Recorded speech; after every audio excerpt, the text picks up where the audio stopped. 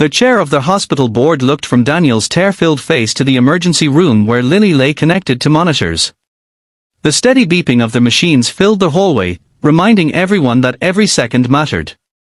"Where is the chief surgeon?" she asked firmly. No one answered at first. Finally, one of the nurses pointed toward the elevators.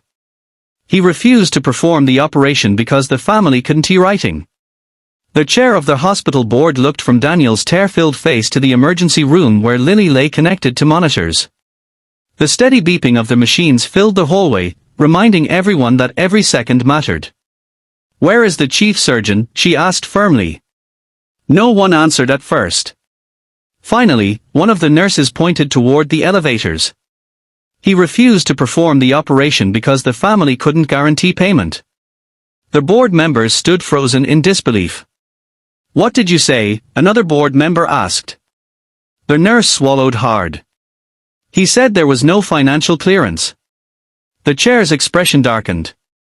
"Bring him back. Now." A hospital administrator hurried away while another board member walked directly into Lily's room. He studied the medical chart before turning to the emergency physician. "Can another surgeon perform this operation?" "Yes," the physician replied, "but we need authorization immediately." "You have it," the chair said without hesitation. "Prepare the operating room." The atmosphere changed instantly. Doctors rushed into action. Nurses began moving equipment through the hall. An anesthesiologist was called from another department. Within minutes, a highly respected cardiovascular surgeon, Dr. Michael Reynolds, arrived after being contacted at home. Unlike the famous surgeon, Dr. Reynolds did not ask a single question about insurance or payment. His first words were simple. "Where is the patient?" He quickly reviewed Lily's scans. "We're running out of time," he said. "Let's save this little girl." Daniel could hardly believe what he was hearing. He grabbed Dr. Reynolds' hand. "Thank you." The surgeon smiled gently. "Thank me after she wakes up." As Lily was wheeled toward the operating room, Daniel leaned close to her ear. "I love you more than anything, sweetheart. Daddy will be waiting right here." The operating room doors closed. Daniel could do nothing except wait. Hours passed. The hospital board remained in the building instead of leaving. They interviewed nurses, doctors, reception staff, and administrators. One by one, disturbing stories began to emerge. Several employees admitted they had witnessed similar situations before. A nurse confessed that years earlier an elderly man had been transferred elsewhere because he could not afford immediate payment. Another employee described a young mother whose surgery had been delayed for financial reasons. Many staff members had been too afraid to speak because the chief surgeon's reputation gave him enormous influence. The board members carefully documented every statement. Meanwhile, Daniel sat alone outside the operating room. He stared at the closed doors while holding Lily's favorite stuffed rabbit. He remembered buying it at a small toy shop after Emma died. Lily had carried it everywhere. When she was frightened, she hugged it tightly.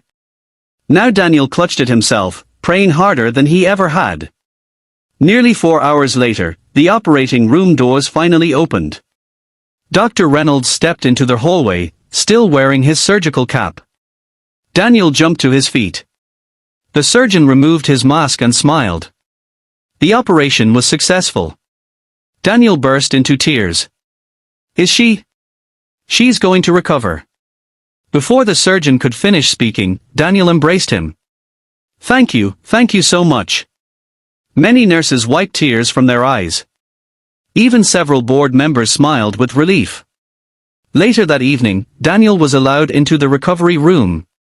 Lily looked weak, but her breathing was calm. She slowly opened her eyes. "Daddy." Daniel gently held her hand. "I'm here. Were you scared?" He laughed through his tears. "Very scared."